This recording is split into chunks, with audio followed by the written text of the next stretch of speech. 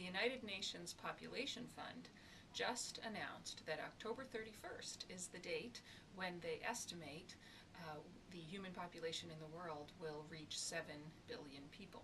So this is a very timely question. Is it a problem that the world population will be 7 billion really soon? Yes, absolutely that's a problem.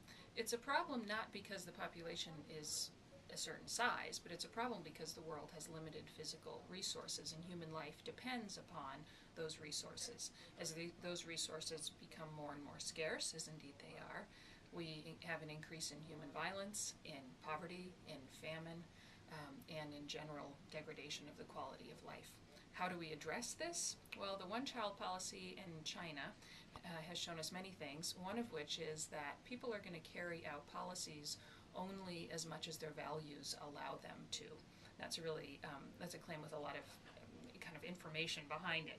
But I feel like education in changing values is the only way we're going to be able to address this problem in the long run. It's a very serious problem, both socioeconomically and ecologically. Every person born leaves some sort of ecological footprint. And if you look country by country, there's out of 200 plus countries, there might be 4 or 5 that are living in a sustainable way now. And every time we add more people, it reduces the probability that countries will live more sustainable. I think countries need an aggressive population policy. The Japanese actually began this years ago in recognition that they live on a finite island. The Chinese have done this, even though it's created demographic problems in terms of too few people paying in to support too many, nothing, a substantial wealth and income tax on the upper income earners would help to address that problem. But I mean, I think every country has to do this.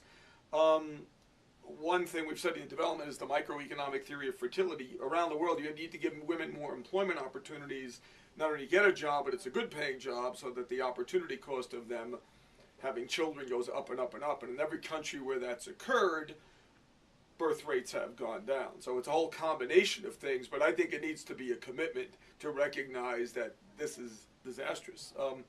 Animals have the good sense to reproduce at a slower rate or kill off one another, however draconian that sounds, when they're too densely populated. Humans don't have the brains to do that, or the willingness to do that.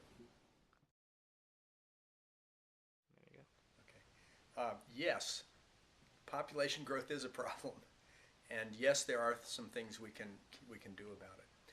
The reason that I state that population growth is a problem is it is at the root, population growth is at the root of every major significant problem that we face on this our Earth today.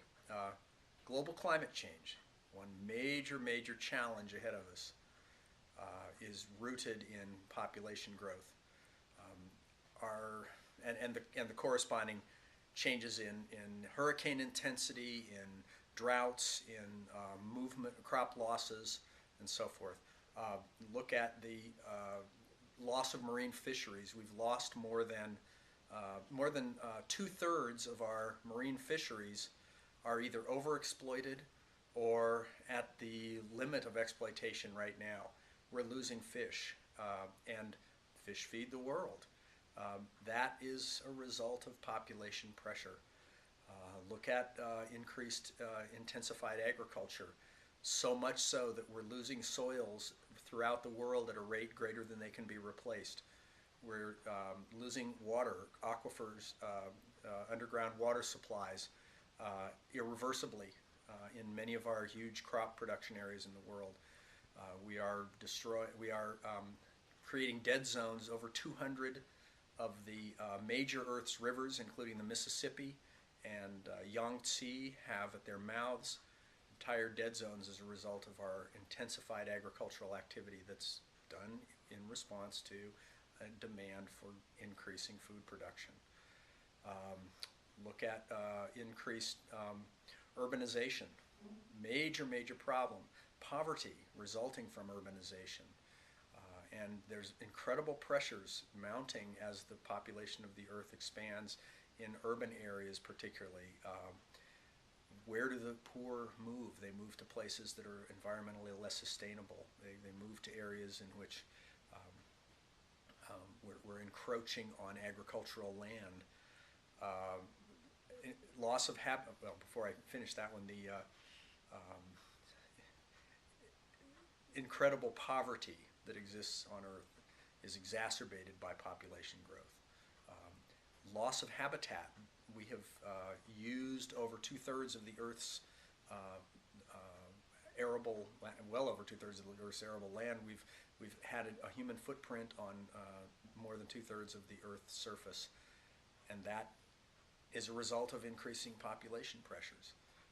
So much so that we can see 25% extinction of bird species since humankind has increased its populations.